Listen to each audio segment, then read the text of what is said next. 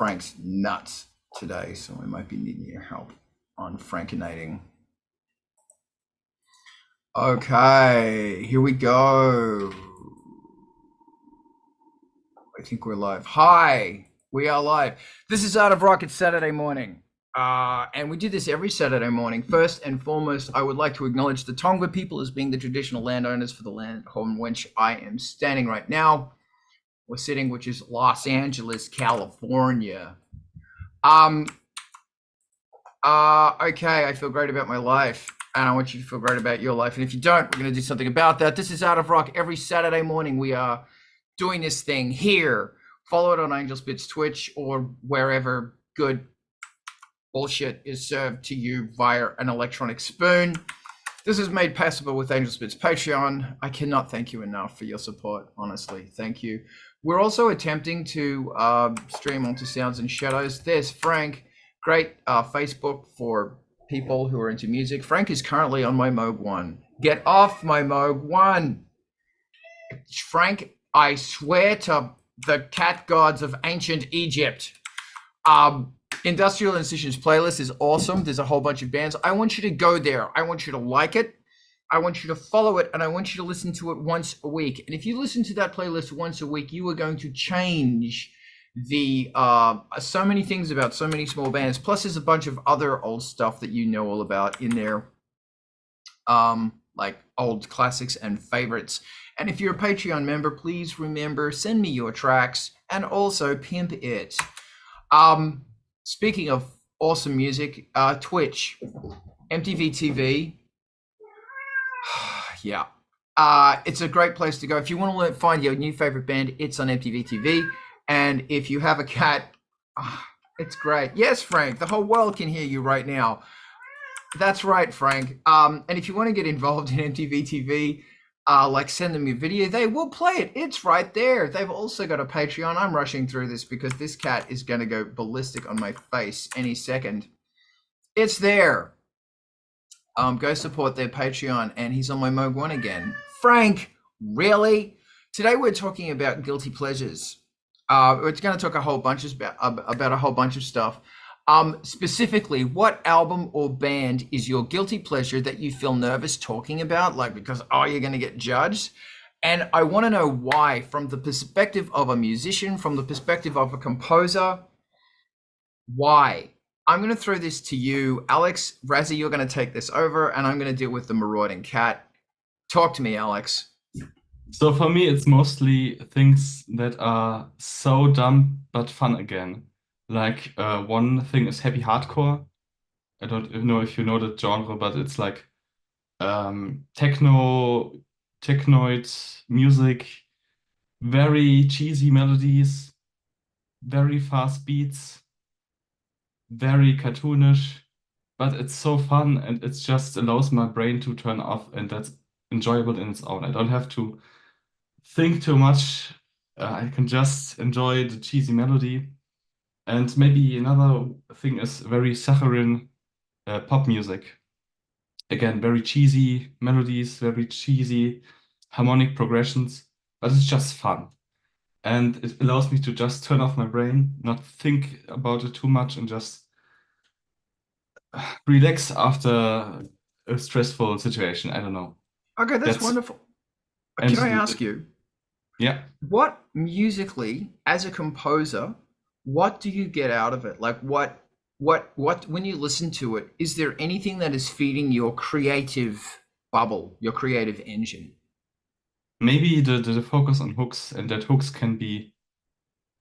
don't have to be, you don't have to be brilliant in order to make enjoyable music, I guess. It's just sometimes stupid works best, or simple works best. I don't know. I love that. Rezi, I want to hear your thoughts. I think that there's no genre or it's really tough to answer this. Like I'm having a hard time coming up with like what is guilty about it. Like there's a lot of songs from a lot of genres that I just think are great songs and have elements in them that I'm like, I'd like to borrow that in my own context. And like, you know, even I don't know what's an atypical, like, you know, like different thing from what I usually work on. I mean, rock is sort of a wide swath anyway, and you start narrowing it down to dark electronic or alternative, and you start getting a sense of like what world most of my stuff comes from in my tastes. But there's things that are typical pop country things, and things that are pop show tune things, and things that are children's music that have these elements that you hear and they're like, oh, I get what that guy was doing. I get that what that team was working. I get how she was delivering that vocal or that melody or that hook or something. And it's always relevant. You know, there's always something in it. And like, I wouldn't show up bumping it on my whip in the hood necessarily. Maybe that makes it a guilty pleasure. Like, I don't identify as, oh, this builds my personality and I could adopt it directly. But there's so many different pieces of like things that don't sound directly like what you make, that have elements that you want to understand and learn from, that it's tough to really pin one down as guilty. But like, as a kid, I listened to a lot of like Broadway original soundtrack stuff. But I mean, Jesus Christ Superstar doesn't really count because that was an album first, and then like Hair and Tommy and rock operas, that's a little bit like kind of coded as not cool at some point. I don't know. I'm not sure. There's plenty more, but those are some of the things. Okay, thank you. And if you just joined us, Ivan, I'm going to jump in after you. We're talking about guilty pleasures, like the albums or artists that are guilty pleasures. And the question is, why? What do they do to your what do you get from them compositionally that helps you as a composer? And Ivan, I'm going to go in after you. Hit me, Ivan. All right. This is something that would have been far easier to talk about 5 years ago than it is today. Because I'm really, really, like, guilty pleasure wise, you know, Russian and Ukrainian pop music, like, no ifs, ands, or buts. Great stuff. You know, compared to, you know, the West, that is a far more enthusiastic world, you know, as far as music goes. And they never got the message that like old like 80s style, like not just a band playing on a stage, you know, music video, but an actual music video where like that has a narrative and shit going on. It's a thing, and they're great, and it's fun. And you know, like musically, it's like way more harmonically complex than, you know, the vast majority of what you're going to run into in the wild here these days. And so, you know, like it's there to remind everybody that, you know, like pop music could actually be a good thing back in the day. Like there was once a time we were good at it, you know, and it wasn't, you know, boring. And it's just fun. Like, there's a lot of fun going on in that world. Be a whole lot easier if, you know, some jackass hadn't decided to, you know, ruin it for everybody. Which jackass in particular? Mr. Putin. Oh, right. I thought you were talking about Stockake and Waterman. Yeah, Fair enough. Talking about the two things together, very tricky and difficult for no reason. Okay. Like they used to work together. Like this was not a thing. You know, also like a lot of the Russian acts, like they have to be super, like they're in a world now where they have to be actually super freaking careful about what it is they express, because like they could be like just arrested for it. Worse yet, arrested and then like thrown in uniform and on the line for it. Like it's like hats off to them. They're living in extremely dangerous times. Thank you. Okay, so mine, my guilty pleasures are, Rezi, is it all right if I go on this massive spiel? Well, the quick one for me before you do is, I get what you're saying, Ivan. about 5 years ago. The band Cerebro was a really good example of like Russian straight up pop. And I like the people that write and the people that sing and the people that produce are in the same world that a lot of what we're doing with synthesizers and sequencers and stuff. And I wouldn't even count it as guilty, but it is straight up pop. So yeah, I'm with you on that. Mm. Level 42 out of England in the mid 80s. It was kind of like white boy funk. But what do they call it? Southern sound or something? Northern sound. Northern And, Soul? yeah. And they had a bunch of different influences. It's schmaltzy as hell, but it's fucking good. The bass line, dude, that bass guy can play bass. And actually there's another one, Haircut 100. Is it? No, it's not Haircut 100. It's the other band that broke up from Human League. Temptation. Higher and higher, Temptation. Come on, you should know that band. I was listening to them. Was that ABC? I don't know. No, it wasn't ABC. They said The Look of Love. It was pretty close. Too. No, it wasn't. They were totally Come on. bad. And next you're going to say Spandau Ballet and I'll punch you. Well, whatever that band is. Anyway, level 42, great melodies, great synths. Excellent. Really, it's schmaltzy as hell, but it's brilliant.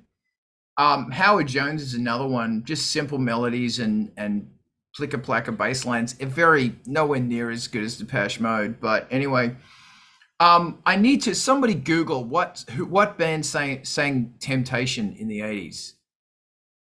I'm gonna kick myself. Do it now. Was that Heaven 17? Heaven 17. Thank you. Yeah, they're not actually a guilty pleasure. They're just bloody awesome. Weren't they pre-Human League? No, they were post-Human League. So one of the guys from Human League left to build a band. But you listen to the musicality of that album, it's crazy. It's really like the song Temptation, which I think charted top 10, Australia and England, I think. That song is really, the chordal movement in that song's crazy. And there's some very experimental stuff they're doing. Always inspiring me to push the boundaries harder. And then there's the other one I have down here is Enya. Fuck you, I like Enya. And it's funny, the place I'm working, everybody is, I think we had a tremor. I'm putting everyone onto Enya. Because it's like with Enya, everyone goes, oh, I hate Enya. But listen to Enya. That shit's amazing. Second biggest Irish selling artist. The vocal melodies, the harmonies, the production is so lush. The way she treats her voice and her vocals, the way she treats the harmonies, the way she samples herself. The arpeggios are amazing. And the blend between a lot of samples and a lot of analog, stunning. Absolutely stunning music and simple ideas that are gently just float forward. And my other supreme one, which pisses people off to no end, is disco. Bass lines in disco are bloody awesome. The hooks in disco are bloody awesome. The beats in disco, dude, you go to a keyboard and there's still a beat on it, like one of those shitty preset keyboards. There's still a disco beat on it. Because disco's awesome, deal with it. And just that relationship between the kick, and it's funny, like, remember, disco beats aren't 4 on the floor. They're boom, cha, boom, cha. And it's fascinating how, although like the whole disco bubble only like lasted 18 months, 2 years, it was a fad. But it's fascinating just how, like with dubstep, everyone jumped on the bandwagon. Even Kiss jumped on the bandwagon. And Kiss were disco. I was made for loving you, baby. That's disco. It's fucking disco. Fight me with a knife and ye shall lose against the wrath of my machete of rock. It's disco. Fleetwood Mac, disco. It moved, the whole mentality moved. Yes, sure. Disco was taken from rock beats. But the the shadow of disco really lasted many, many, many years. And it's a great thing to listen to and deep dive into and go, fantastic form of music. And it's a reminder that within musical styles, there are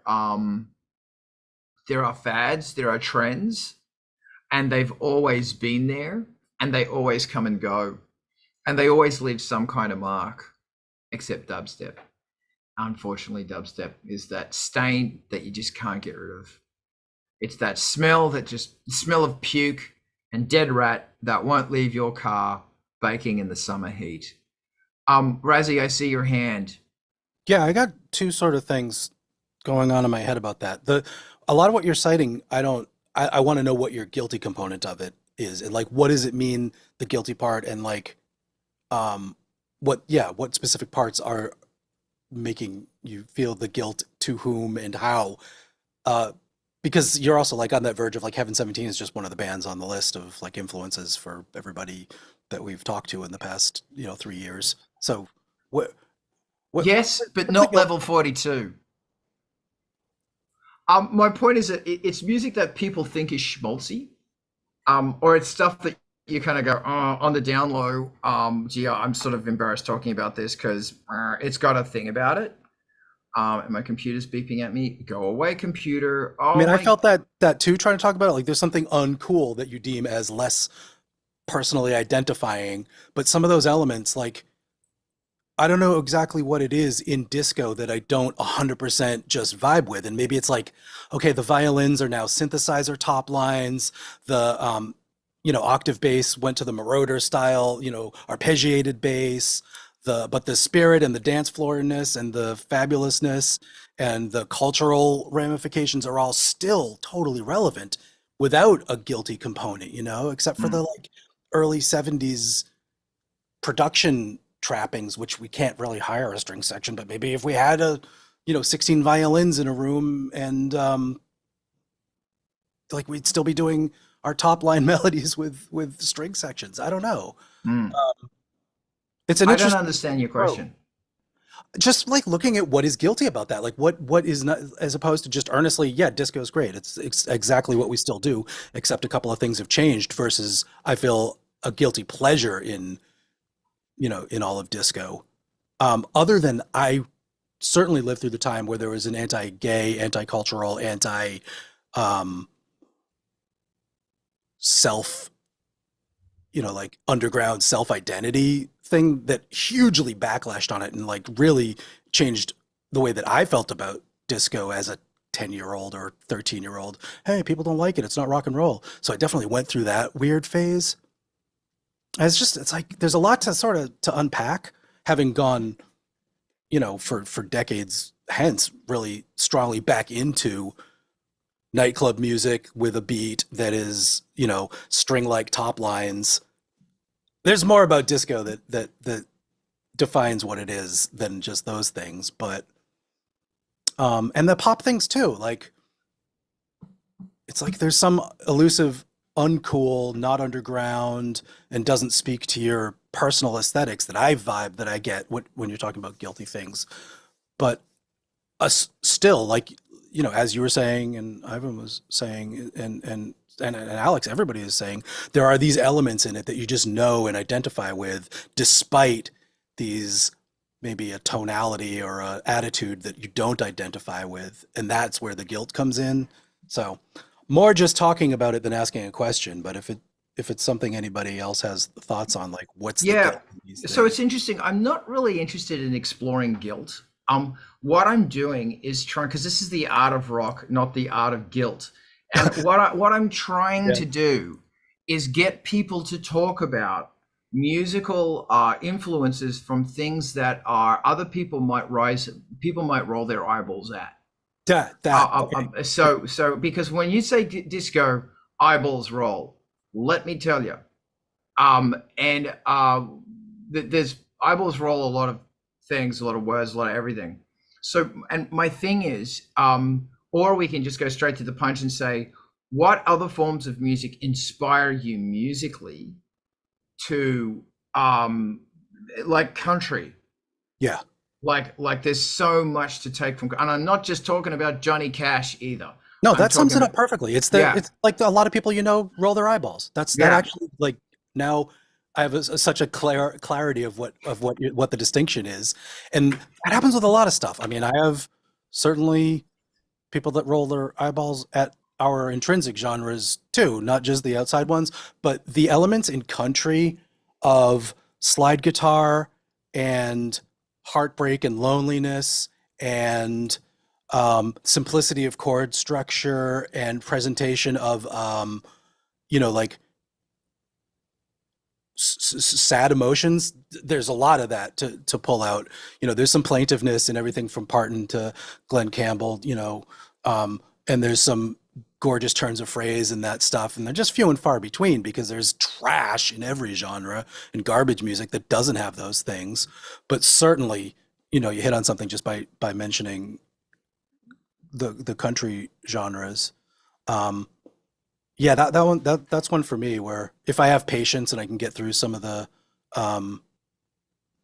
worse examples, there are some just astounding players and writers and singers in there that you have to like swallow some unpleasantness to find what the real magic in the song is. And then there's just gems like, obviously Jolene and Wichita Lion Man and songs like that are classics forever. Yeah, once you get past, there's gold past the twang. And then there are hills. Yes. Alex, jump in, baby. I think disco has been rehabilitated recently. Maybe it's just time and people rediscovering it, or maybe Daft Punk brought it back partially. But I think it's like not on the rise again, but it's being more appreciated more. I think also like acts like Chic are getting bigger crowds than they used to. Yeah, I think disco has a comeback. Maybe not in the radio, but in people's hearts, definitely. Does it inspire you? If so, how? Well, I don't think I'm really 100% a disco person, although I bought a disco record recently, but it was on cheap and I really like one song. But I think disco in itself isn't my lifeblood, but I like to indulge in it from time to time. Awesomeness. Ivan, I see you. Let's keep in mind that house music was invented literally walking distance from the death of disco. So it never really went away. That's what I'm trying to say. But as far as like okay, I'm totally running out of. Okay, that's fine. What else do we want to talk about? Because I feel this one just did not land at all. So what other things about production and music composition do we want to talk about? Razi, help me for the love of God. I was still on the tail end of that one, if you don't mind. Hopefully it's in the right direction. Sure. The thing about disco, like, and house is really apt, Alex and Ivan both. Like, I definitely from like 93 through 2005 just called the Four on the Floor dance club, dark industrial stuff disco. Like, it was functionally house music, certainly there's obvious differences, but I think it applies in a general way. And to try to focus on things that I take away from inspiration from disco, like Brothers Johnson, the bass parts and stuff, like specifically, like I've learned a lot of the stuff that is it Louis that plays bass that Johnson played on like Michael Jackson and other stuff. Like, there's some just moments in those things where you're like, what is he doing with his fingers and where's he placing stuff and how can I like learn to do that and become a better dexterity on the left hand, and then what he's doing with the slaps and stuff on the right hand are just like absolutely insane. So yeah, that's brilliant. It's Disco also disco. really interesting that like it was always called dance related industrial music was always called industrial disco. Then they called Pretty Hate Machine industrial disco, and it was a genre for a while. When I say disco, I say kick, and somebody else says how high.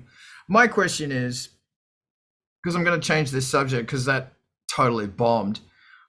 What is a different thing you can do with your kick drum besides doof, doof, doof, doof? Go, Raziel, go. I've been listening to a lot of kick drums, and I don't know what I'd do with it differently because it's got to have a lot of 80 and be relatively short. But listening to some like open back heads, you know, just the batter head only kicks from like rock bands that were on Midnight Special and stuff playing live with like a cinder block placed in front of the kick drum. There's this like mid-range tone that they get with no ambience, and it's a really short sound. And I swear the resonant frequencies are up at like 100 or something. Like they're maybe I'm mishearing it, but they're like above the bass guitar and stuff, and just these like short sounds. I don't know why you do that nowadays when we've got all this low extension and headroom like crazy, but there's something to like explore if you're feeling brave and you don't need to rely on the full bottom 3 octaves taken up by the massive weight of your kick and then the top 2 octaves with the click attack. There's another way to do that is all over. I think I was watching The Runaways specifically on a Midnight Special clip, and it's just this, you know, it's like a kick drum with a felt beater and maybe a small pillow in it, but it's tuned high and it's just got this tone. It's like, we don't do that anymore. It's an interesting approach. It is interesting that we've lost the art of miking up a kick drum and how your entire song can change based on the pedal you choose to use, the pillow you choose to stick in, how close you want the mic, are there going to be 2 mics and where they're going to be mic from. Also, something to think about is what the kick drum is actually doing, not just 1, 2, 3, 4. You know, is there life outside the 909? But also, I mean, maybe it would be I actually do have recordings of, whenever I get a drummer to record for me, I will get recordings of their kick, because it's totally different vibe. Do you have any recordings of kick drums without a plastic beater pad and a plastic beater and the back head on? Like, do you have any open felt? Yeah, I wouldn't know. Oh, you mean like the old woofy ones? Yeah, like a real, like they used to do. I mean, the sound from everything I've ever paid attention to production wise is plastic beater stuck to the batter side head and a you know, mylar or plastic beater, so you get that huge attack and you can hit it as hard as you want. It won't go through the head, and they get that real clicky, and then maybe one of those Yamaha speaker microphones on the resonant side catching the bass part, and an internal mic through the you know, hole in it. So it's just like covered everywhere, and you get this full experience, as opposed to, yeah, it's just a, you know, a felt beater and a you know, regular head, and it just kind of doesn't have a lot of attack, and it doesn't move a ton of low end. The you know, they used to have kicks that were big fluffy things. Marching band. Yeah, but they put that on a foot pedal. Yeah. And a bunch of disco stuff is fluffy kick. And when you listen to it, it goes woof woof as opposed to bang bang. Really fucking fascinating. Alex, talk to me. I think the reason why people are doing that less is because with like certain speakers, you don't get the lower frequencies, so you need the transients in order to perceive that there's a kick in the first place. In terms of doing things different, I think the first thing is not doing 4 on the floor, or at least putting a kick outside of the quarter notes. Also, I think way too few people are doing it, but just variations in pitch, variations in sample playback speed, which is also pitch, but it also changes how the sample feels. Maybe changing a resonance within the individual hits in the pattern. I think that can do a lot in order to spice up a pattern. That's brilliant. A really fun thing as well, Rosie, I see your hand, is I'm going to take my hand out because I'm hogging this. A really good idea as well is every 2 bars or every 4 bars or something, maybe on the 3rd bar, don't put the kick on the 1. So it goes dung, ch, dung, ch, dung, ch, gung, ch, dung, ch, gung, ch, da, ch, gung. And it really makes it And the amount of space, the amount of, like you said, the amount of sonic space that you create when the kick is not going boom, boom, boom, boom. In the olden days, they'd sometimes, and Devo did this a lot, they'd have a rock kick pattern like what I just mentioned, and they'd have a floor tom slapping out on one, dung, three, 1, 2, 3, 4s, dung, dung, dung, dun, dun, dun, dun, dun, dun, dun, dun, dun, while the kick's doing this other thing. So there's this other thing like shaping out the beat, and it's not just that sub-demanding thing. Good fun. Resonator, talk to me. Moving the kick to different places on the grid, yes. And Alex, velocity sensitivity to pitch in some small way, so it's like there and responding. And in my mind, we're talking like, how do you do it differently than just drawing it in on 1, 2, 3, 4? There, now you've got your kicks done. Move on. It's like hook up your drum pads, hook up the little square pads that are on your control keyboard, and use a hand to play the kick drum, or a finger to play the kick drum, or spread it out on your piano keyboard, and trigger it and play along and have the pattern. But definitely, especially for the kick, pay attention to if it's a synthesized sound that you're using and not a sampled one, or if you've got a synth component where there's a sine wave or something in there and it's pitched and you can hear it at 40 or 80 or 20 or wherever you're placing it, or maybe it's in tune with your song. Have that so that your velocity that you're hitting the pad either increases the pitch decay to the note that you're targeting quickly, or just changes the entire pitch by a quarter note or a quarter tone or so, or a few cents, just so that not just the velocity that you're striking the pad or hitting the pad increases the volume, but it also raises the intensity of the sound a little bit, which is a bit sort of a natural effect of hitting a real drum harder. You know, deflects the skin further and goes up in pitch a little bit. So it's a cool thing. So if the combination of using your hands to actually play it with the feel and velocity, that kick drum, instead of using a foot, takes it into a different place. And further, I saw Chris Verena do this on a Nine Inch Nails tour, having your foot and hand triggering the same kick instead of using 2 feet to do double kick drum stuff. So you know, doing alternating between hand and foot on the same kick drum tone, or maybe 2 tones that are really similar. Definitely a expressive way of introducing more you know, variety and feel into what you're doing. Alex, your hand is up, and do you want to like jump back in on this one? Yes, another thing I do whenever I make my own kick samples, I usually make velocity layers, but it's not always like just volume, but maybe how hard it is distorted, and maybe how aggressive the attack is. And I do like a pattern where it's like 4 different kicks on quarter notes, and in my sampler I can slice it then and just automate which kind of kick I want at a certain point, and even randomize it, which can also bring more life into the pattern if it's like not always the same the same sample, and that makes it feel more alive, I guess. I've definitely, yeah, I feel that. Another thing I've done is move the sample start offset a little bit on velocity so that the lower ones get less of the click on the attack and higher velocities get more, so you're moving it back. It's a little counterintuitive, but that sometimes it just doesn't do anything expressive or nice.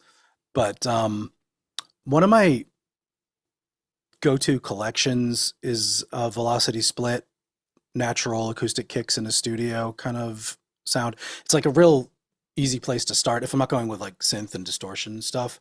It's Bob Clearmountain collection from the 80s. And if you listen to a Bryan Adams record or something that he produced, you hear what session it came from. Like, it's really obvious that these are the same drum kit and the same drummer in the same room. But the velocity layers on that are really simple because of the time. And it's like maybe 4 velocity layers with a left-right hit, so you don't get machine gunning if you hit the same velocity twice. And that makes for a pretty expressive kind of vibe. I mean, volume doesn't change that much when you hit the thing harder in at the end of the production. So even though the natural instrument, like you're starting with, like in the room, if you hit the kick drum pretty low, pretty quietly, it's not maybe moving that much air. And if you hit it hard, it is a very loud event. By the time it's through compressors and clippers and limiters and EQ and whatever tape compression and finalizing, you know, you've got like a approaching 90-to-1 ratio of, you know, of compression accumulated, and even your quiet kicks are super loud, and your loud kicks are just maybe just imperceptibly louder. So you rely on things like the timbre that you're hitting it with to do the work of making the impression that now you're hitting something with velocity and variety rather than just, you know, all the same note. Which there are a million other things, Alex, as you were saying, the amount of distortion that you're going into, you can totally map your velocity to that, or like weird stuff like letting more or less reverbs in, and, you know, the pitch changes and stuff. Anybody else want to jump in on Can I jump in on that? variety? I would hope you do. That's a really interesting thing, actually. Like, this is the thing, is that something I like to do is put velocity, like how do you add something cool to the kick? One trick is obviously velocity to volume, but like you said, the problem is as soon as you bring in compression, there's an issue. On the Emacs, you can assign, and actually on a bunch of different gear, you can say the harder you hit it, the higher the pitch, ever so slightly. And that's a good thing to do because you're not going to lose that in compression. Another fun thing to do is to put it to the filter. So when it's soft, it's not as, it takes some of the high end out, but the problem you've got is that the, when you compress that, because you're putting a low pass on it, those sounds are going to be quieter. So therefore, not only is the sound going to be louder when you compress it, but the amount of lows coming through is going to be louder. And those are falling on off beats. So you can get this weird effect. A good thing is to try and say the harder you hit it, the higher the spike, the higher the pitch spike is, if you can do that. Another fun thing to do is to say, like I can do this on the Mazatron. Not the Mazatron, the hex inverter, is to assign a sub with the kick, because the 909, the Mutant 909's got this added sub, which is ridiculous. That just drives destruction.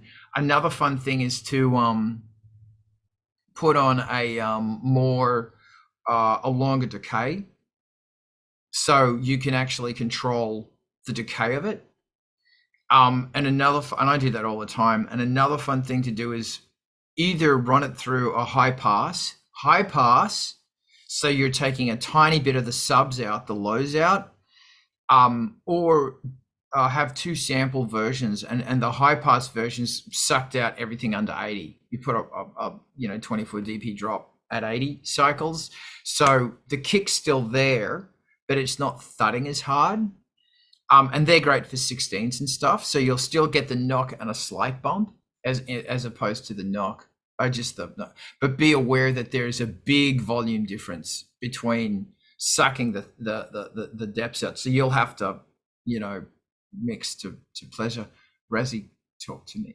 Any war stories for deciding if it's bass frequencies under the kick frequencies or kick frequencies under the bass frequencies, and where do you most frequently find yourself shelving or curving off the low end on a kick drum, if anywhere? This is my favorite subject, believe it or not. I always ask things I always ask people is tell me how do you compress? And if they don't compress much, I abuse them. And the other one is what's lower, the bass or the kick? And I find it, for me at least, they're all both down there. They're both like, they exist where they exist, and I'll put a high pass. The kick will always take predominance over the bass. But, I know some people where the bass is lower, and I know some people where the kick's lower. And I've talked to some people and they put like fucking high pass filters on the kick at some ridiculous, and it's like, what? And then you listen to the mix and you just go, yeah, that makes sense. That's great. and other people doing shit like that on the bass. But what do you think? I'm always afraid to take any frequencies off the bottom. I'm like, I want them there. I want them all there. But then you listen on something that actually represents them. It's like all your energy is being used in moving what feels like a breeze rather than sounds like a noise. In a perfect world, what you said about leaving the low end on both of them is fine because your bass notes cut off at the right time and your kick drum notes cut off at the right time, and the way they work together when they hit at the same time is a couple dB hotter than when they're hitting individually, so it works with the groove, and they're composed in a way that the bass notes, the bassist is playing, I'm making finger actions because we're not talking synth bass for some reason in this example. The bassist is popping those notes in against the kick, with the kick, and the kick drum is hitting against the bass notes and with the bass notes in a dialogue, in a groove, alternating, and the notes that they hit together, they've made a vibe decision, like, you know, either because they talked about it or just by intuition, that's the, you know, that's okay when they hit at the same time, and maybe then you've EQ'd it and mixed it in such a way that they agree and it just works and they're fine, and you don't have to like slice anything off, and they're open and they sound great, and then leave it for mastering to really make a decision about the mess that you made down on the bottom end. But yeah, there's a thing that can happen with that, and if it doesn't, I've seen this technique a million times with electronic music, is you just key a notched EQ at the frequency of your kick drum into the bass, or vice versa, so that every time the kick drum hits, your entire bass stem, let's say, of all your low frequency information from synthesizers and guitars and stuff is all just getting keyed, ducked by the kick drum. And it makes a ton of room for you. You got all the room you need. You just turn the rest of the crap down when the kick drum's sounding. And it's kind of a dubstep sound, and it may have, like, if you do it with the wrong timing, it can have a my head's turning inside out as the bass disappears alternately, and, you know, a sucking vacuum kind of tone. But if you do it cleverly and subtly, you can just make all the room you need for the kick drum without specifically EQing the entire bass line. And that is super common now, that every single track in your project has a side chain to key a compressor with off of some other source. Brilliant, because you hit on something really important with just composition, that you don't compose. So many people do not compose correctly. Oh, that sounded really wanky. For, you know, kick and drum, like, you know, they don't think about it. You got these two things, kick and bass, that are screaming at you about the sub. So here's some workarounds. One, you have a dedicated sub synth bass, which is basically playing exactly what the bass synth is playing, but it doesn't play the same place the kick plays. And your bass synth might not have anything under 80. And when you think about it, that's still pretty damn low. So it doesn't have a sub-octave thing in there. The sub-octave is on a different synthesizer that does not play the same time the kick plays. You just go through and you mute the notes, and once the kick's in there, and you're not going to hear it, and your mastering person is going to love you. Secondly, is on your bass synth. Alternatively, is you may have a sub oscillator, and your velocity might be doing whatever. Have the velocity also assigned to the volume of the sub oscillator. So let's say you've got a 3 oscillator bass line, and 2 of them are at like 16 feet, 16 dash, that means 16 feet left over from the organs, FYI, and your sub's at the 32 feet. So your that's pretty fucking low. So your velocity is telling that sub 32 to come up longer, to come up louder. So as you hit the note harder, it's going to be there more. But the trick then, actually, you might do it the other way around. Or it might be controlled with a controller or something. But actually, that's a really fun thing to do as well, because something I'm doing a lot more of is I will assign, because I don't use modulation much on bass. Actually, that's a lie. I do. I'll assign another controller to be the volume of the sub, so it's down when it's hitting the one, and when you hit a note and the sub rolls in, it's bloody awesome.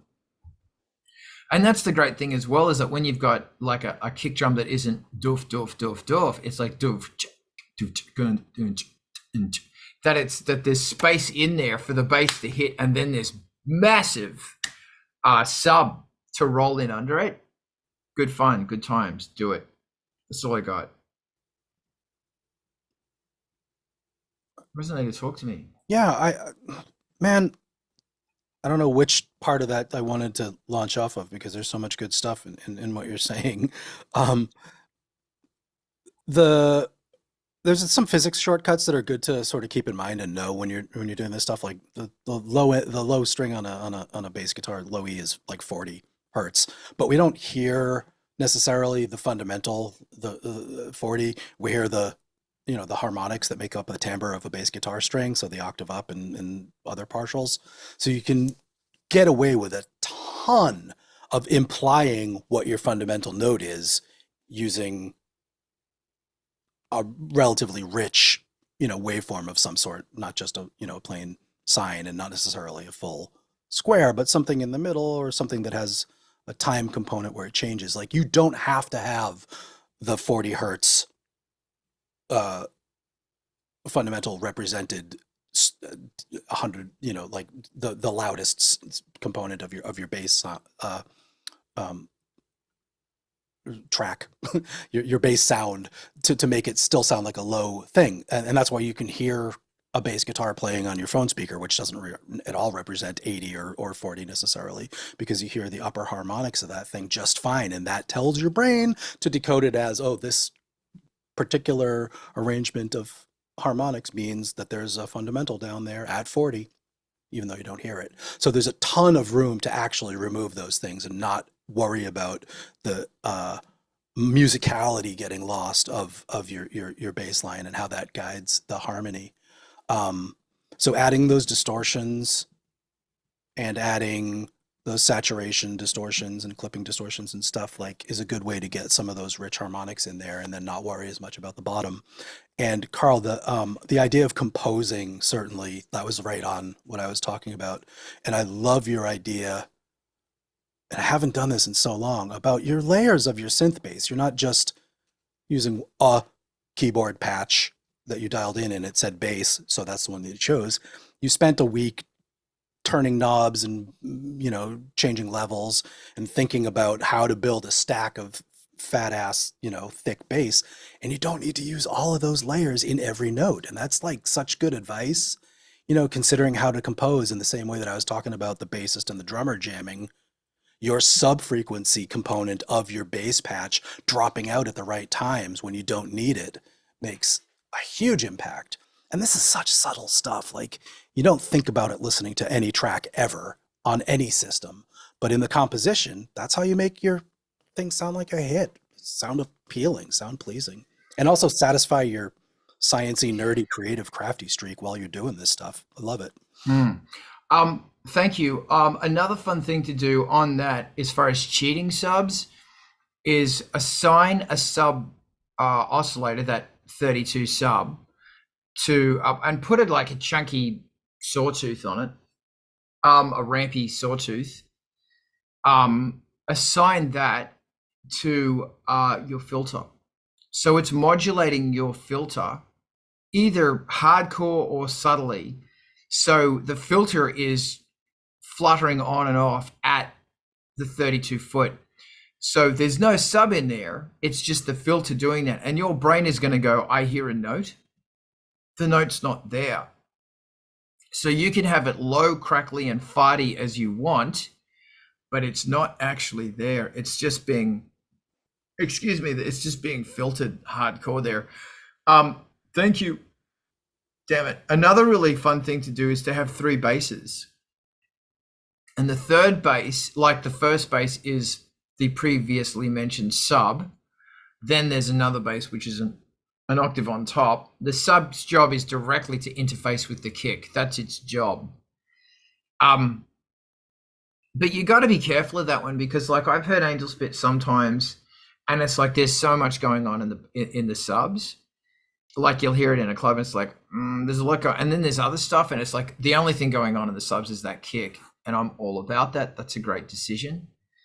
When you've got a sub bass on top of a kick, there's always tuning issues, and that pisses me off. And something I'm doing on this new album is I'm not having a sub bass. I'm trying something different for me. Then you have a third bass, which is this hard left, hard right thing. And it's fucked. It's frequency modulated to fuck. And it's this crazy, crazy, crazy expressive, or it might be hard synced or something. But it's this wild bass that, you know, so if our 32 is the sub and kids, that's low, then our main bass is at 16. This one's at 8. So we've got a 3-octave representation. So this new bass that's come in doesn't really have a lot going on under 160, 200. Its job is to fill and to re-emphasize that bass riff in the upper, in the chorus. And when it hits the chorus, that bass comes out and it spreads out. And the trick is that you might assign the wheel or a controller that the more you turn it up, the crazier the sound gets. So you might frequency modulate that sound or something to make it fucking wild. Also having the, I used to have these 2 Doper oscillators that I purposely knocked them out of tune so that they were in tune for an octave, but when you went over the octave, they started going out. So once you got to like an octave and a fifth, they were out by a semitone. The purpose being is that every time it hit the octave, bump, bump, and there'd be several different oscillators in each sound, you know, stacked hard left, hard right, so that when it hit that octave, you'd hear the clash.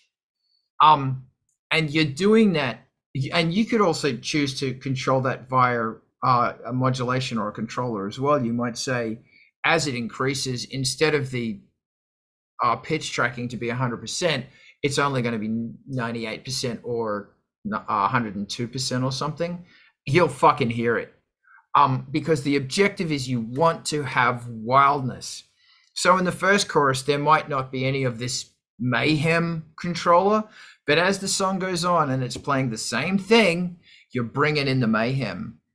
And there's also a lot more pitch. I think I should do that again. There's also more pitch, Portamento Controller 5 going on. We're getting hardcore MIDI here. Not many places get hardcore MIDI.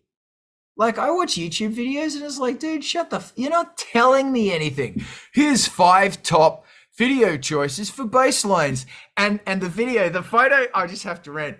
The photos, YouTube photos are becoming like, they're brilliant because it's someone going, it's like, really? And then you learn that artist doesn't make music anymore. They're just making YouTube videos with them going, all right, how much playing to a fucking algorithm can we do? I'm sorry, I digress. Alex, talk to me. My problem with basses is usually the opposite, that they have so much high end that it eats into the upper melodic synthesizers and maybe some harmonic patch type things. Can I ask you? Oh no, I want you to finish your rant. Then I'm going to ask. I'm going to pick your brain. Rezi, I see your hand, but I want to pick Alex's brain and your nose. I usually have to be much more careful because I really like basses with lots of harmonics, and I need to restrain myself a bit What more. synthesizer are you using? The Blofeld does that very well, and also some plug-in synthesizers that So are you're also using. Do you put a low pass on them, or? Yeah, usually. Okay, so another thing you might want to try, sticker, and is the low pass actually going? Because low passes get rid of those high harmonics. You might want to think about, like, band passes are great if you want information in the middle or in a specific area, but also think about a notch filter. This is such an interesting diversion because I am getting more and more into, because everyone goes, oh, you need a 24 dB low pass filter. Increasingly, I'm going, yeah, I know. I'm going 18 or 12. The Moog one, you can have 6, 18, 12, and 24. Yeah, the low pass. And I've got the Dope SEM filter, which is under $100. It's amazing. And it's 12. And I've also got other filters that are not under $100, and they're really bloody awesome as well, but they're 12. And it's the interesting thing about a 12 dB filter is it leaves a bit of hair. It doesn't just shave the ball. It doesn't shave your bald, leaves a bit of fuzz. But I'm curious as to how you have so many frequencies in there with high pass filters, because I have the opposite problem. It's like nothing's down there because I just squished it. I shaved it tight. You mean low pass or high pass? Low pass. Okay. Usually what I do is I also modulate the filter. Do you modulate it with a random frequency, or do you modulate it with an oscillator that's in the With an chain? oscillator, usually. Okay. Do you include that oscillator in the mix, or is it a quiet oscillator? Do you pull it out of the mix and the oscillator is only... Depends on what sounds better. I think I just go with gusto, or I don't know how to pronounce it in English, like how much the winner my of the ears- sound? Yeah. Right. That's interesting, because if ever I do that, I've increasingly learned, and this is another fun thing, to use an oscillator that's not in the mix. Mm. So its only job is to filter the oh dude, I'm having a memory here. I need to do this shit again. You see, I was talking about the crazy hard left, hard right fucking bass line that would come in. Another thing I used to do is I'd say, okay, well, here is that oscillator, and it's modulating the frequency of the filters. It's not in the mix. So as I increase the and it's sitting there, but you know how we're saying that there's a controller that's the crazy knob? That is also going to be controlling the pitch, adding to the pitch of that oscillator. So you're playing it, and the oscillator is moving parallel with the actual note that you're playing. But as you increase that controller, it grows. So that harmonic on the filter is changing because you're increasing it with the crazy controller. Does that make sense? So all you do is you might say oscillator 4 doesn't go in the mix, and it might be an 8, because we were talking about the 32, the 16, the 8, or a 4, even better, a 4. So it's going to be like 2 octaves above where that bass line is. Knock it out a tune just a tiny bit, fine tune it a bit. But so it's moving with that bass line because it's an oscillator and it's plugged in. But what you're going to say is that chaos controller, that as you bring it in, all the madness happens. It might be lifting that pitch a bit, and it might only be a fifth or something. So that when it's 100% in, it's going to be playing a fifth or something like that, just to make craziness. Did you want to throw back to me, or should I throw it to the resonator? I just wanted to say maybe I need to listen to it back because I had a bit trouble following, but that's more because of sleep deprivation. And also, there's a marching band playing outside. Wow, dude, I get helicopters and people with machine guns outside my house, and you get marching bands. That's nuts. I have helicopters too. I have MedFlight. I have 2 different helipads for hospitals on my block. I have cops with snipers. Yeah, not as many guns these days. The neighborhood's gotten a little more mellow. That's good. Maybe they'll join a marching band or something. Yeah, seriously. Drumline it. Of all the things we talk about, in my mind's ear, I hear what people are saying in words and hand gestures. I'm like, oh yeah, that sounded like. But when we're talking about modulating filter frequency with audio range signal, like a sawtooth. Like, I think I know which one that sounds like, but I kind of get a little bit lost. So I'm gonna have to call that up and make every amount and frequency modulation. I think I know what it sounds like at lower frequencies in the 30 hertz, 20 hertz range, but up at like, you know, middle C and above, it's I'm almost thinking it sounds FM-y, but I'm gonna have to actually play around with that. That's a little moment of inspiration. Thank you. It sounds And FM-y. yeah. I'm thinking like the intro to Tom Sawyer, you know, that thing. So wide bass is underrated these days, I think. Super wide, decorrelated two bass lines, and that's either just record the synth twice, like actually tracking it from MIDI or whatever you're doing, or play it twice, that kind of super wide, or using the like weird EQ tricks to carve pieces out of either side, or flangers or modulations. Like I'm a fan of a well-applied moment of super wide low end thing that comes in, because we're like, there's so many things that have a mono bass button on it, like in a flanger or any, you know, things like spatializers that generally don't spatialize the low end as one of the features. And Carl, do you literally want to add more talking about MIDI controller MIDI to the internet? Because I could do that. Oh, I could talk for days about it. What I'll do first is I'm going to throw it to Alex, the Alexizer. Yeah, really short. Alexa. I wish more non-modular hardware synthesizers and software synthesizers would let you allow to audio rate, frequency modulate the filter with two different oscillators, because that can also sound really interesting, because it sounds a bit like talking then, if you have like these two frequencies modulating the filter. This is a really interesting point, if I can go on that rant. And throw your mics open and this can become a chat, is that the difficulty is finding a synthesizer that's going to do it. And I don't like saying, get a software modular. They're free. Because I don't like talking about anything to do with gear, because then Ivan starts shaking and Ivan goes on reverb. Yes, Ivan, you do. You go on reverb and you start buying more stuff.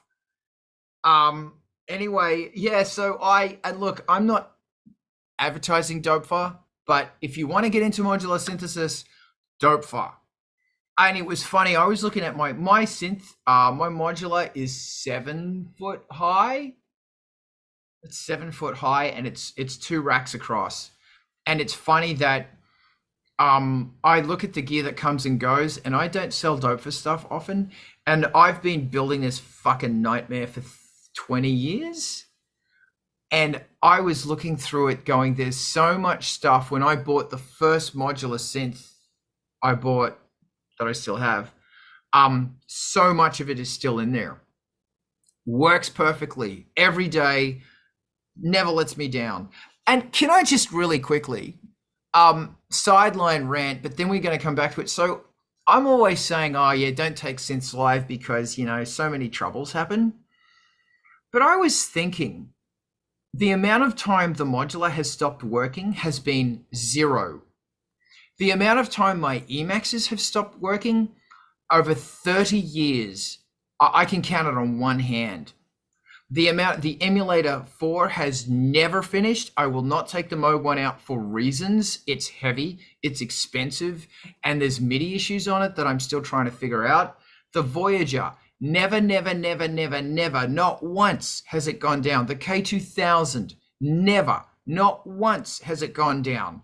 The Rev 2, never has it gone down. Every week my computers do something weird. Every day they fart, glitch, and piss up. And I was just thinking, like, because I was talking to a guy who's in a Depeche Mode cover band, 2 guys, and one of them is using a Mac with MainStage, and that's really smart and really logical, because MainStage is a great way to do all this bibbity bobbity boop stuff. And the other guy's gone back to using an Emax, because Depeche Mode used Emaxes. And would you like to guess which one has having gear trouble? Yeah. And it's really funny that the Emax is built on an operating system that is You can't even say, oh, it's slower than my digital watch. There's nothing in existence for the last 20 years that has been as rudimentary as the computer on board an Emacs, and they still work. It's insane. Anyway, so the first thing you're going to need, and unfortunately an Emacs isn't going to do this. I don't think you could do it on an emulator 4. You can do it on the Rev 2. You can definitely do it on the Moog 1. You can do it on the Voyager, and it's really modular territory. Where you're using controllers to do more shit than just modulation. You want modulation because when you're playing something and you might pull that bass up and go, wee, it sounds cool. And you can be Bernie Worrell or Stevie Wonder for a moment, and it's great. Do it. You need pitch bending, and you need controller 5, which is the portamento, which is saying jump from this note to this note quickly or slowly, or immediately. Portamento it's one of my secret weapons. Like, I've got to have a really good functioning portamento. The Moog 1 doesn't work, and it drives me crazy. The Voyager is insane, and the Dope for Stuff is so fucking good. Anyway, K2000 is pretty good. Emacs doesn't have it because it's 1985, and the Rev 2, I mean, issues. But so use portamento in your bass lines. Go through your gear to find out, and this involves reading the manual, which might be kind of terrifying, but read the manual and find out what it can do. Because, like, obviously, controller 19 typically is filter. Sometimes it is, sometimes it isn't. Filter's great because you can be building stuff up and turning it up and down and stuff. And then there might be another controller that controls, we were talking about differently, the volume of the oscillators in the mixer. That if there's a sub, you're using that filter to turn stuff on and off. The Voyager does a great thing where you can turn on sync and you can turn on FM. And that's so handy because when you start getting into your latter choruses and later on in the song, you start dropping sync in places like that. I did that to death on Miss Ballistic. In fact, if you haven't found Miss Ballistic, which is a project I did many years ago, this is everything I can do on a Voyager and everything I can do on a emulator 3. You don't need, I haven't stopped looking at Voyagers now. The great thing about the Moog 1 is that you can control the amount of FM, where oscillator 3 drives oscillator 1 or whatever, and you can control the volume that's going in there. With the Voyager, it's either on or off. So find out what your controllers can do and then fuck with it. And then if you don't know what to do, listen to an album that fucks with shit supremely. And if I can be a wanker, I mentioned Miss Ballistic. If someone can do me a favor, actually, while we're talking, I'll find the link for Miss Ballistic. Also, listen to Hideous and Perfect. And actually, most Angelspit, it's interesting that as Angelspit goes on, I'm finding all these new tricks and I'm punching the shit out of them. But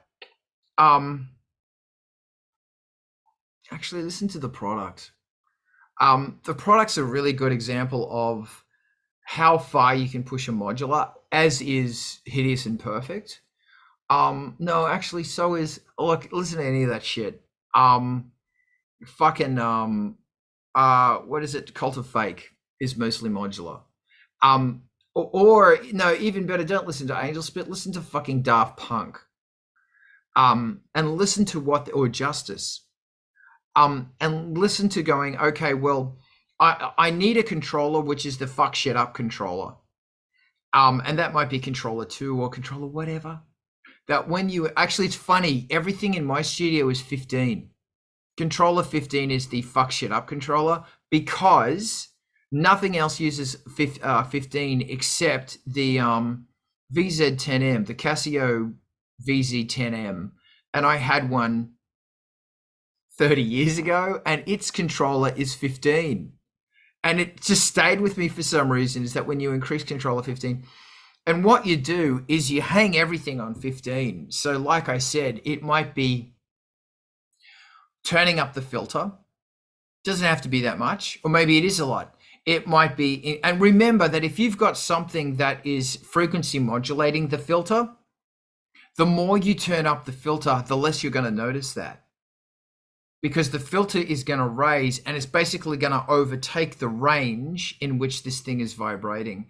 And another fun thing is that you might have a low pass that's sitting down here, and you might have a frequency modulator that's hitting here. That's a bump.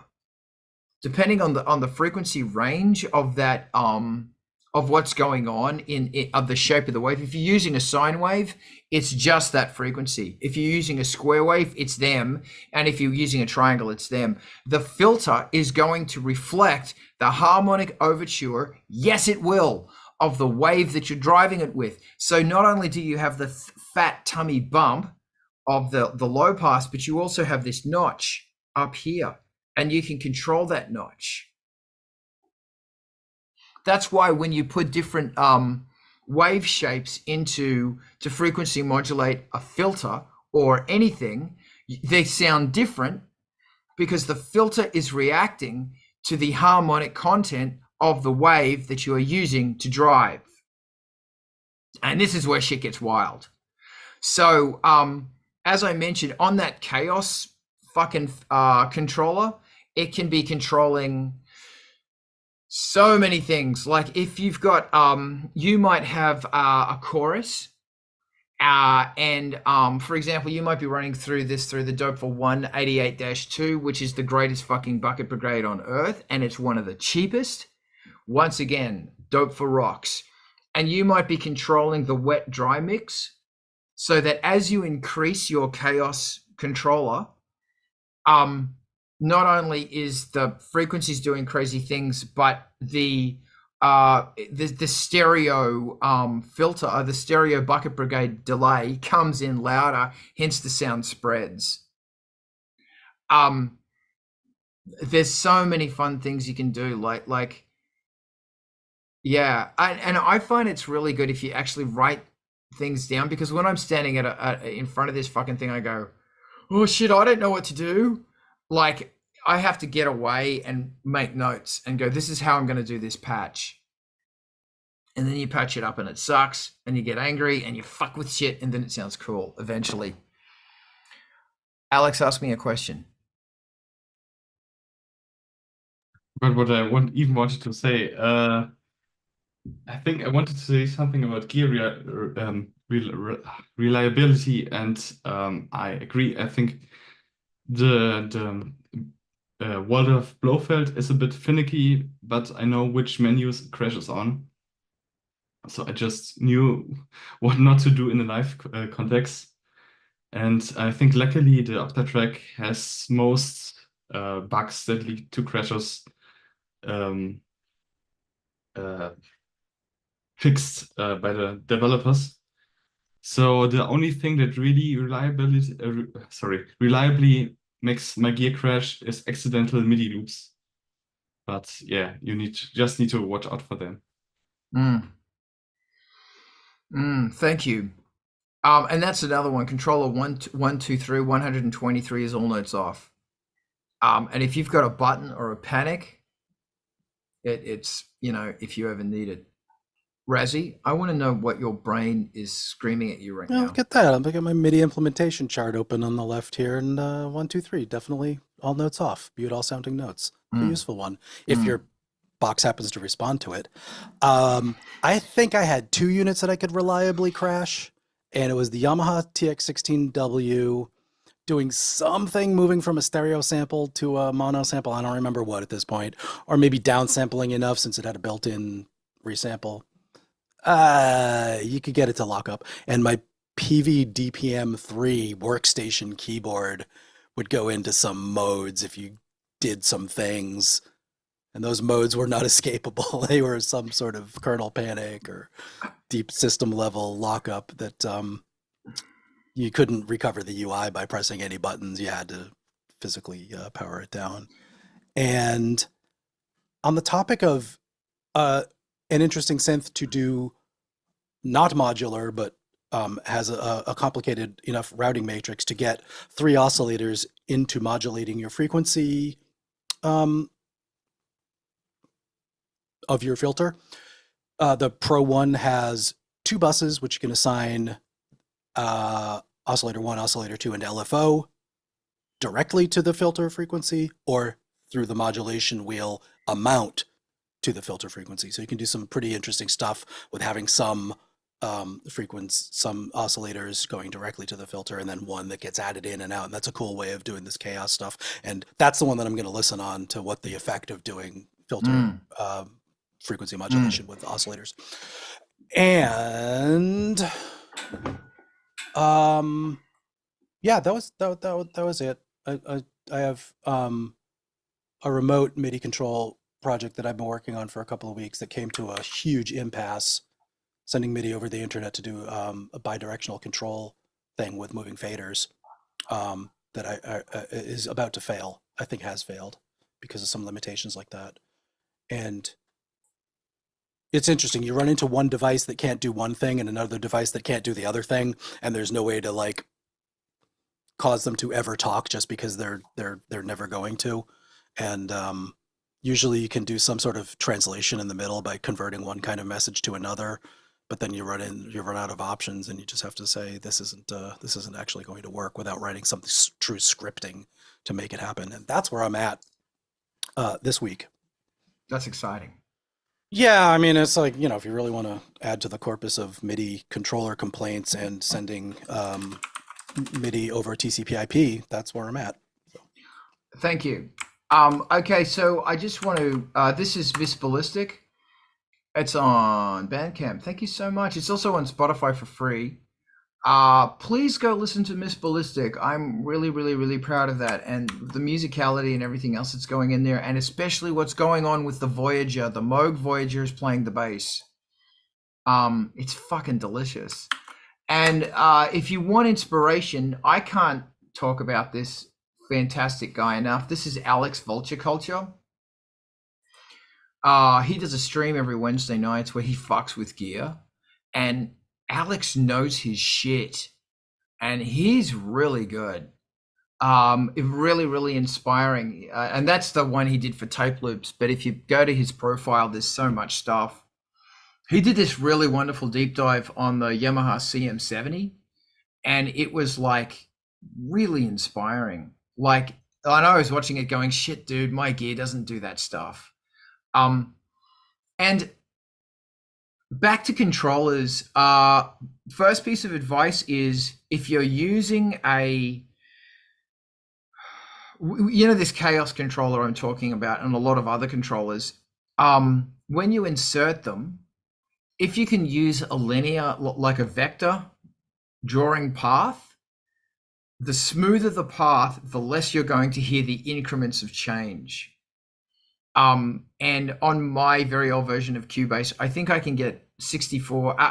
You can't hear 64ths, but anything above a 64th, you can hear its step, which is interesting because if you want it to sound aggressive, you can hear it. It sounds like the teeth of a serrated edge knife, which is handy because sometimes you might want that, because if you're doing by a 16th or something, that's an effect. That's kind of cool. But if you want it smooth, you've got to have a really fine line, obviously. And if you've got a modular, this is where slew limiters come in really handy. So between the controller output and the input of whatever is doing the kafuckery, you put a slew limiter. And the slew limiter is going to smooth stuff over. Which you may, like I said, you may or may not want. And Mazatron does a really good, cheap, passive slew limiter, which is great.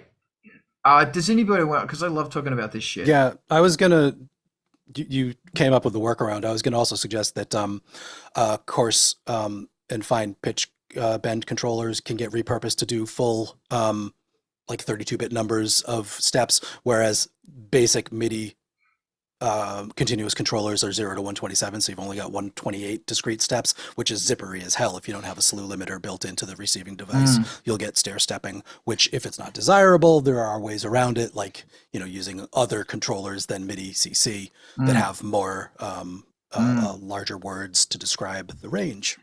As is 8.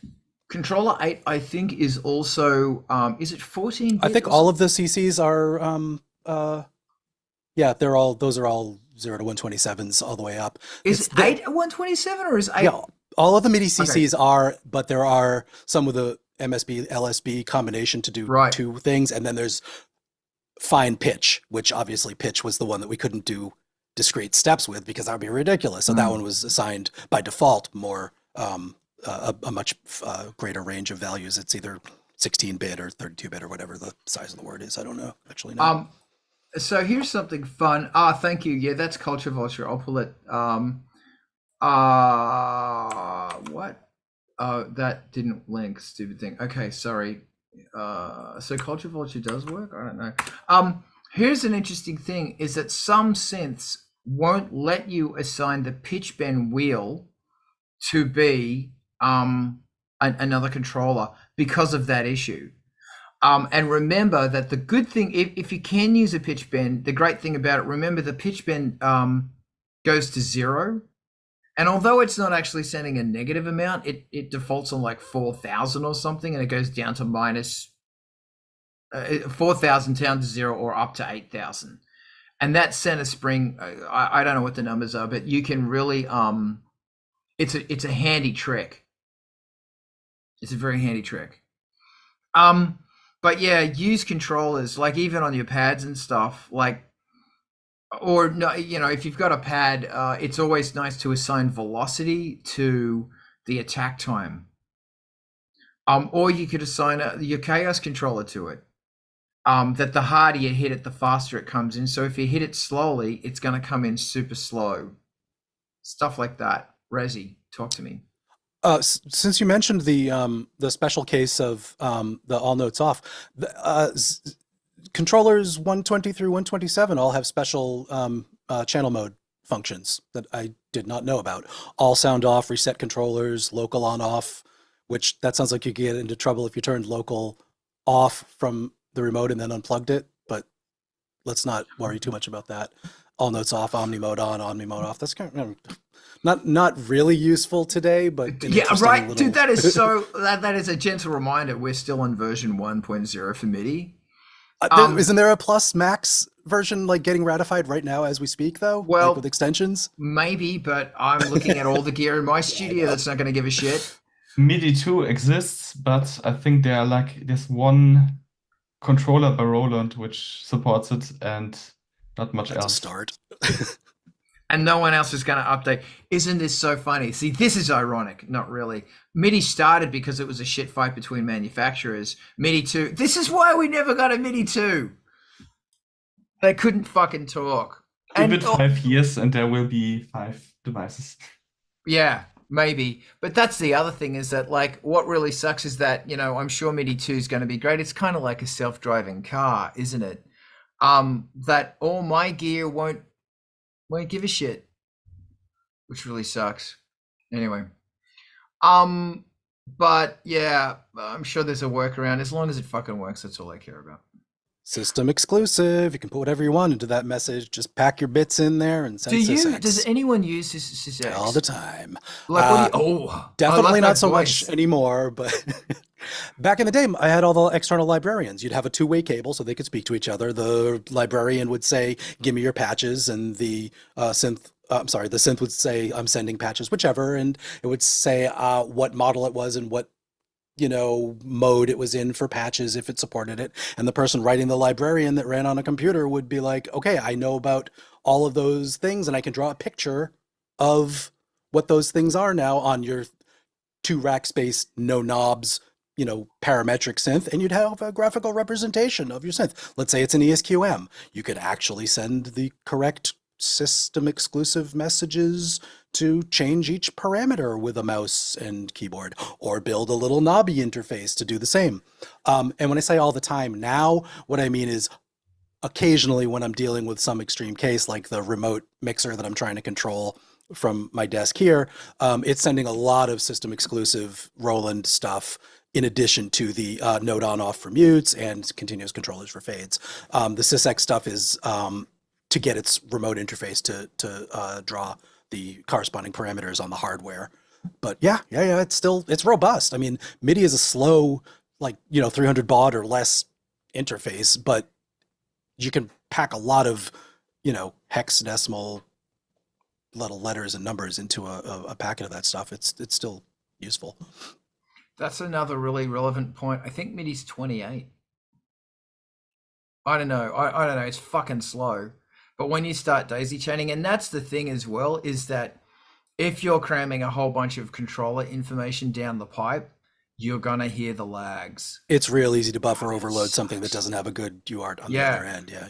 And that's a good thing about USB is I'm pretty sure it's lightning fast because it's sending a lot more data. I wanted to say something, but so the only time I really used SysEx was sending memory storage patch place, like, this patch is on number 1, because I was too lazy to send controller and volume and everything for all the different channels on the K2000. But when I had and Alex, I see your hand. When I had the Atari a million years ago, I did set up a SysEx thing for the Casio, I think, or the MT32 or something. I can't remember. Those patch librarians were integrated into your sequencer before audio was popular all the time. Like Performer and Cubasis and Vision all had companion and integrated patch librarians. So you could just select your patches as you're doing your MIDI sequencing, on the computer screen that would correspond to the libraries that your synth had dumped into the librarian. It was robust prior to VSTs and stuff, Fucking crazy. Alex, I see your hand. Yeah, I use MIDI system exclusive all the time in order to make backups of my synthesizer patches. I also used to save the hardware patches in the project where I recorded the synthesizers. Unfortunately, I think Ableton doesn't record SysEx, but Cubase does SysEx events. So I used to have like an empty track with just the patch as a SysEx file. Yeah, and also like librarians. And I think now I finally understand how they work, but programming your own is still a headache. Maybe I do this sometime in the future if I'm feeling inspired, but right now there's a lot of synths that have a good implementation chart where if you're used to doing it, you just read off the chart and can implement all of the parameters, and then the nightmare of drawing a UI so that you can actually do something with them, or just having it as a librarian. But it's, back of every manual has that monotype, typewriter style columns of, MIDI parameter name and description and, what data it contains. It's funny that when I'm getting a synth or I'm researching a synth, the first thing I look at before the oscillators, before the filter, before anything is the MIDI implementation chart. Like, because if it can't cut the butter on fucking MIDI, nah, I don't care. And I'll just say the Moog one didn't print its implementation chart. Alex, I see your hand. Yeah, one synth that was really frustrating because some things were only doable with SysEx is the Rephase DX. Because if you want to change many of the operator parameters, and even stuff like the envelope amounts, that would be really cool to sequence, only available to modulate via SysEx, and it's really frustrating. That was the main reason, or like the main thing I was thinking about figuring out how to modulate that, but anyway.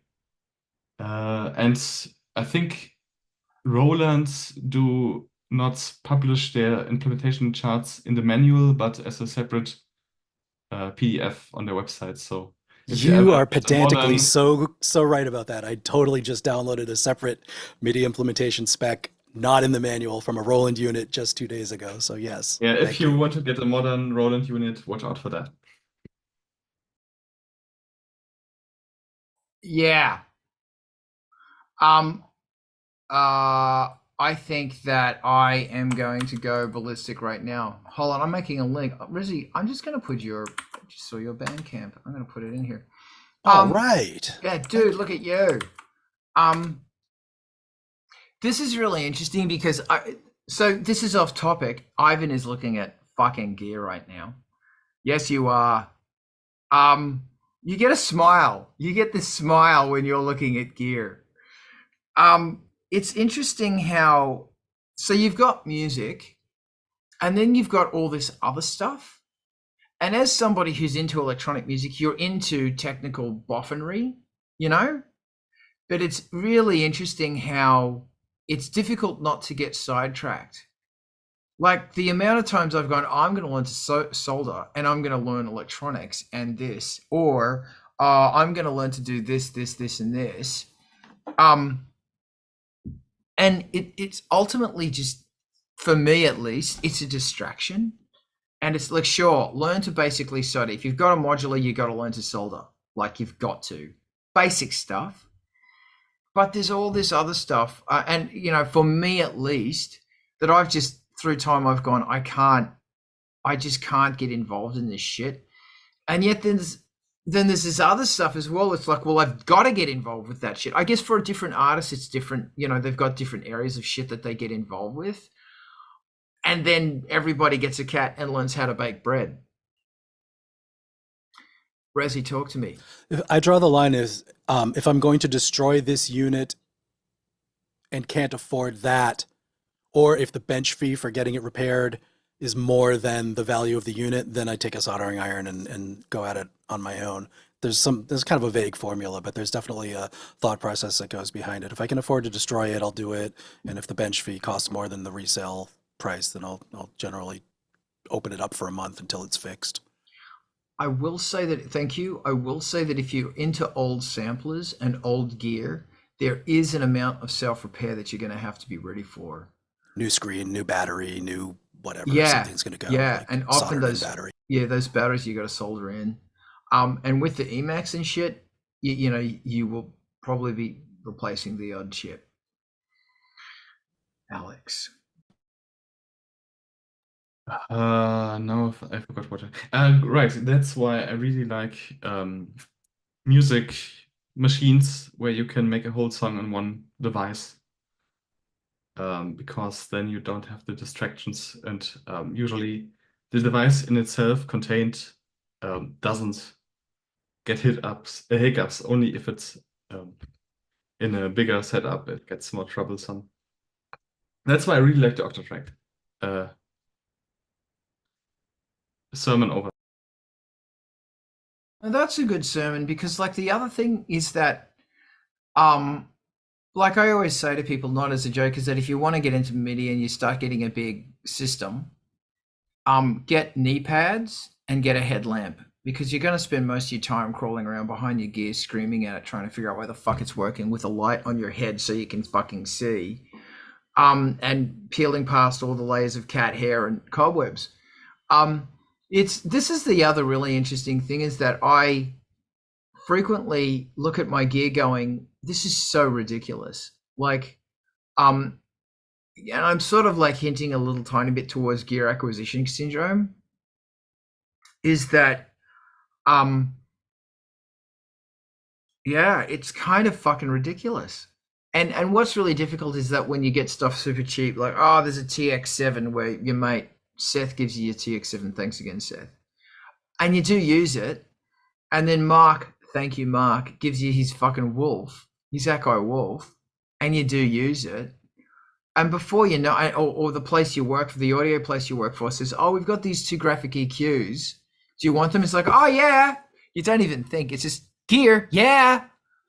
Like I was somewhere recently and they said, oh, we've got these 2 big Alesis monitors. Oh, do you want them? And I went, oh, no.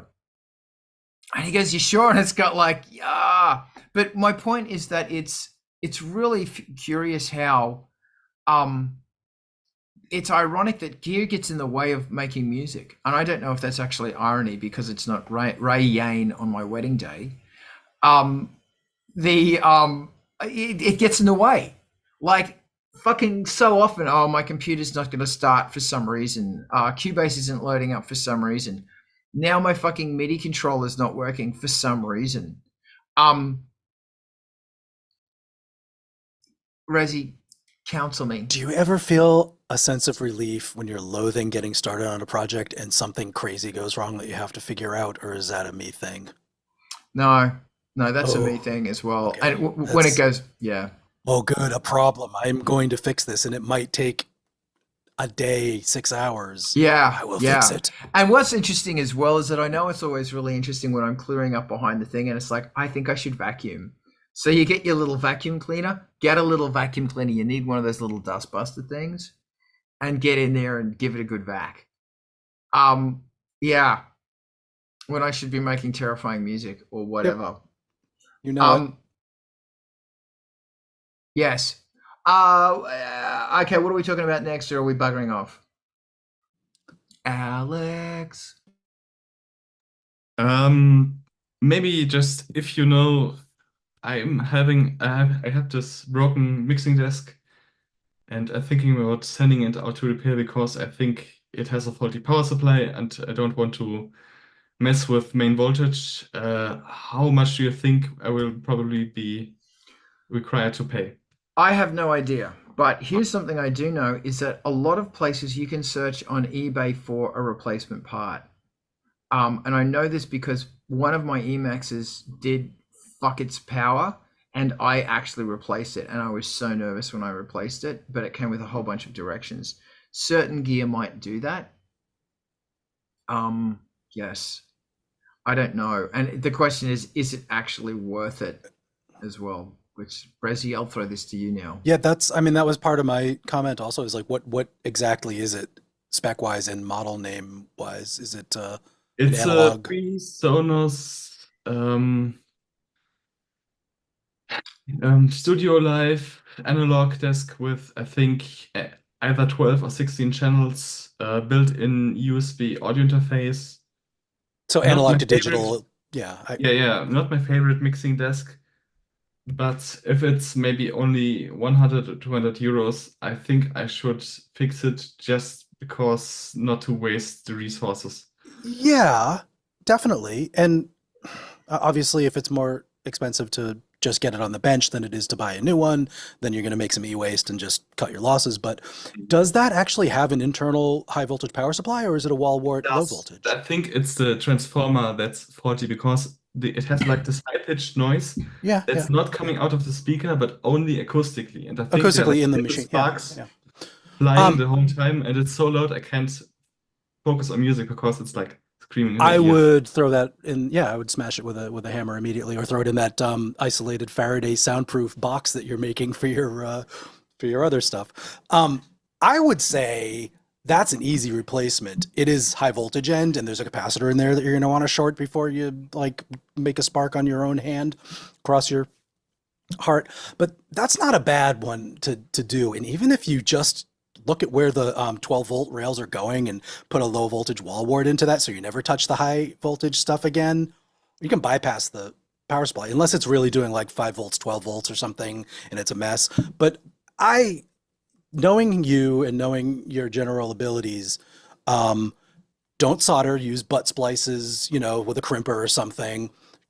Pop in a new power supply that matches the holes that are on there. They're going to be super inexpensive and affordable, and you'll have, a little bit of an afternoon dealing with it. And then if it doesn't work, it was a small investment in time and a small investment in the power supply. And that's just my attitude about like kind of being into doing that stuff. But yeah, just one idea. Another idea, and that's great, thank you so much. If you're not confident on this stuff or trained with electricity, don't fucking touch that shit. Probably a better suggestion than mine, Yes. all told, but yeah. I would be recommending, like, if you're talking about a 12 channel mixer, how many is it? It's either 12 or 16. Wait. Okay. Don't run away. You ran away. Well, when you have to refer specifically to how many channels are on the front of something, it's important. Okay. And it's got a digital, and it goes to digital, right? Yes, every channel is has a digital converter, analog to digital. Thingy. So you can use it as an audio interface for like Okay. 14 fir- channels, I think. The first thing I would do is look at what do you absolutely love that thing? No, but it's decent enough to be worth fixing, I think. Okay, I Ivan, don't like the preamps, but it sounds fine. what I want or somebody to do right now, find out how much a secondhand version of that desk is. Step one. If it's got digital inputs for each thing, that's pretty fucking good. So I'm assuming Yeah. it has coax or Dante or something on it. I Yeah, found out my used to. entire. Do you use it or you don't? I used to use it until it broke. Then I bought a smaller, cheaper mixing desk with the same capabilities. Hold on. So you've got another mixing desk. Yes. Do you use that one at all? Well, I can't use it because it's so broken that I just Okay. can't. All right.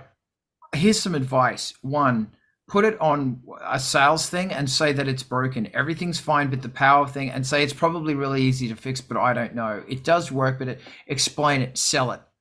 Okay. Two, find out what a replacement one would be. But when you're talking about a 16 track mixer, like I was looking at, I've got a Mackie 16 here, 1622.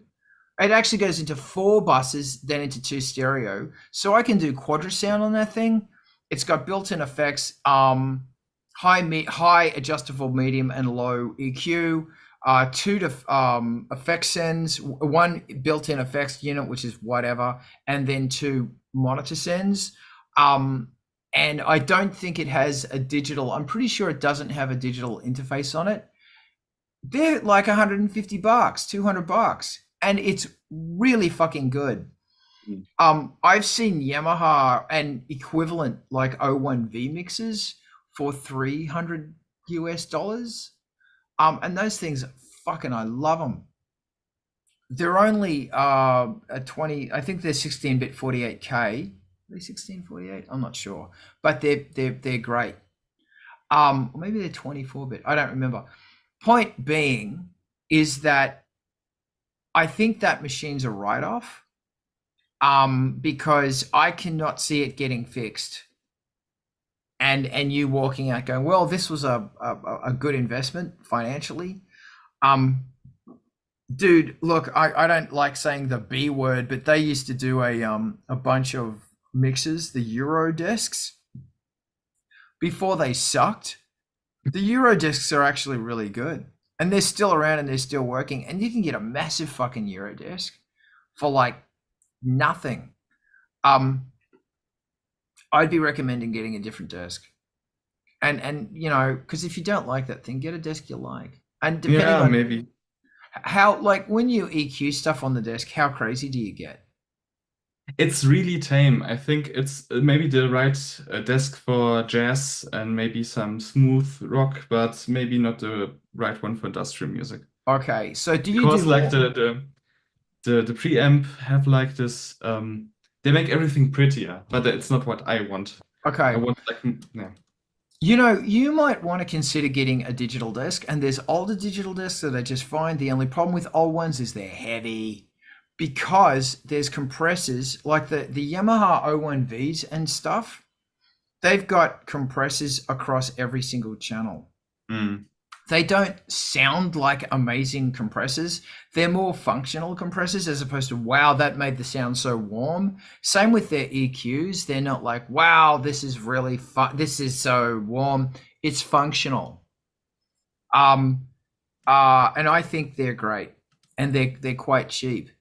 And that's the thing about when you get a digital desk, you're going to get a whole bunch of EQs and shit. Whereas in an analog, to get good, an analog desk that's got like half decent EQs, you're getting into expensive territory. Exactly, digital, a small digital desk right now. But yeah, and you get an old one. You don't get a new one. Get a secondhand one. And read a review. Make sure the thing works. Yeah. Anyway, and I'm all about Yamaha stuff because it lasts forever. Doesn't sound particularly amazing, but it remember, it's functional. It's not trying to be a Neve desk. It's I'll help you get rid of that bass rumble, you know? And the effects are kind of ho-hum. And a lot of the Yamaha stuff has like at least 2 effects on it. That's what I think. And the good thing about those discs is that there's you can get a card for like $200 that gives you another 8 inputs. And that can be an ADAT card or a audio input card. That's what Carl thinks. What does Rezi think? Alex, is that an AR16 USB or what model is it? AR12 USB. AR12 USB. Okay, that's what the But it's the 16s. earlier version, not the current one. I think it's the current one. The 16s are holding their value at $400, but the 12s might be Okay. AR12. I'm just interested in it. Does it do 12 discrete channels of USB presented to the computer as a digital interface? Were you saying? Yes. Yeah, that's kind of worth something. Not a lot of things have all 12 channels presented. They just do like bus it to 2 or maybe do 4 with some routing. So I don't know. Carl's right. There's a million things available, like new for that price that do a ton more, for sure. But you've already got one, and you know, if you're into it in any way. I'm seeing the 12 for $600. Like that's an asking price, but they're holding value for whatever reason. People seem to like them. So I mean, Go on. if you're not me, I think this is a decent desk. And even for me, it was a decent desk for the time. It's not my favorite, but again, it wasn't. Until it broke, I was happy being owner. yeah, I mean, 12 channels of USB from analog inputs with mic pre's or not, either way, that's like worth a few $100 right there. It's not a bad thing to have, even if you don't touch the EQs in line and just do a direct, audio interface with 12 channels. That's something. Well, maybe I can research what's really inside and to attempt to open it to see how big Open it up. Don't touch anything with your tongue. It hasn't seen how's it called? It hasn't seen voltage from mains for over a year, so Don't make any assumptions. Carl said, don't open it, get it fixed. Remember? okay. When I said you might have to short the capacitor, you still might have to short the capacitor. I'm talking televisions and CRTs in that world, but there are caps that'll hold a voltage forever. So don't make any assumptions about having pulled it off mains 10 years ago. Sell it for parts. Don't open it up. Razi obviously has a lot more experience with electricity that can kill you. Kill you. Then perhaps you may sell it for parts. And I will say it's a bugger. And the good thing about it, if it's holding its value, then you could probably sell it for parts at a pretty good price. Really good point. And also, I will say PreSonus is really good. This shit's really good. And it's a pity it fucked because that's saying that it's not very good. Is there anything else we want to talk about in the last few minutes of this de-evolution of human life and everything? Or do we want to fuck off? Diana, if you dare, get ready to raid. Because we are going to raid to MTV in just one moment. Thank you so much for joining us. I'm assuming that's a no. We don't want to talk about anything else because fuck it. Yeah? Man, I just really want to... I want to binge Lord of the Rings right now. The Jackson version, for God's sake. Okay, firstly, every Saturday here, thank you again for joining us. Every Saturday, we are here on Art of Rock. This is Angelspit's Patreon. If you want to help me out, a couple of bucks a month, you keep me going. I'm trying so hard to keep everyone going. And everyone's trying to keep everyone going, which is brilliant. The Industrial Incisions playlist, there it is. And I'm going to put this, I want you help pimp this because people are having so much trouble getting their music heard.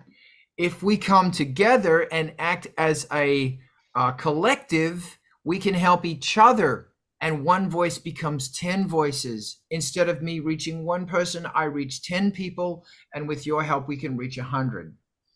And another great way to do it is MTV TV, and that is where we are going right now. hit that raid button, Diana. We're going to MTV TV, and if you're watching this on another service, we're going to boogie on over to MTV TV. I have so much love in my heart. We are raiding now. See you next week at this time, and thank you for the chat. This is really fantastic. You guys rock. Bye. Bye. Just leave this thing open while we're doing the raid, doing the magical raid. Diana, let us know when we've raided. And we're doing the raid, doing the raid, doing the raid, doing the raid. It was great. We didn't have a lot of Frank causing hell, Grimfire, and woe today. Yet he made a good appearance at the top. He of did. The, He of did. The hour there. That was... And if I don't play with him, he'll get really shitty. Josie did a little bit of step on my hand. She just heard her name and got excited. She did a little step on my hand and